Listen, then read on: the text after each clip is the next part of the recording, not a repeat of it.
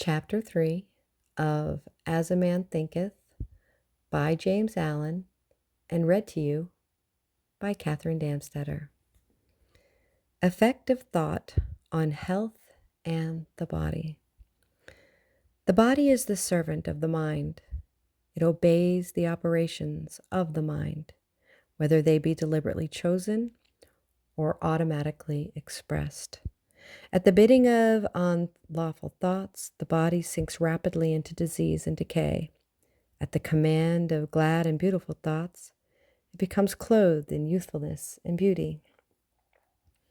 Disease and health, like circumstances, are rooted in thought. Sickly thoughts will express themselves through a sickly body. Thoughts of fear have been known to kill a man as speedily as a bullet, and they are continually killing thousands of people just as surely, though less rapidly. The people who live in fear of disease are the people who get it. Anxiety quickly demoralizes the whole body and lays it open to the entrance of disease, while impure thoughts, even if not physically indulged, will soon shatter the nervous system. Strong, pure, and happy thoughts build up the body in vigor and grace.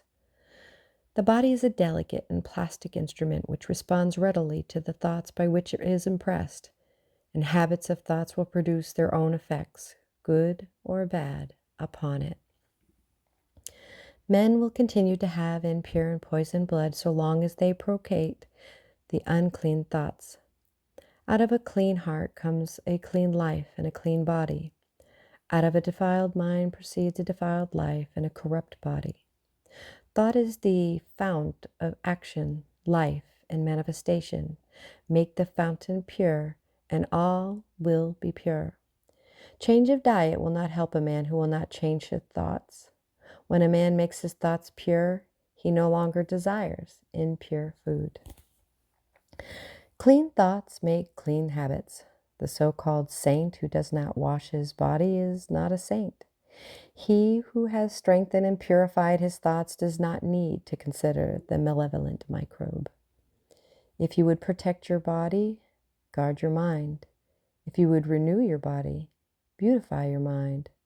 Thoughts of malice, envy, disappointment, despondency rob the body of its health and grace. A sour face does not come by chance. It is made by sour thoughts. Wrinkles that mar are drawn by folly, passion, and pride. I know a woman of 96 who has the bright, innocent face of a girl. I know a man well under middle age whose face is drawn into inharmonious contours. The one is a result of sweet and sunny disposition. The other is the outcome of passion and discontent. As you cannot have sweet and wholesome abode unless you admit the air and sunshine freely into your rooms, so a strong body and a bright, happy, or serene countenance can only result from the free admittance into the mind of thoughts of joy and goodwill and serenity. On the faces of the aged there are wrinkles made by sympathy, others by strong and pure thought, and others are carved by passion. Who cannot distinguish them? With those who have lived righteously, age is calm, peaceful, and softly mellowed, like the setting sun. I have recently seen a philosopher on his deathbed. He was not old except in years. He died as sweetly and peacefully as he had lived. There is no physician like cheerful thought for dissipating the ills of the body. There is no comforter to compare with goodwill for dispersing the shadows of grief and sorrow. To live continually in thoughts of ill will, cynicism, suspicion, and envy is to be confined in a self-made prison hole.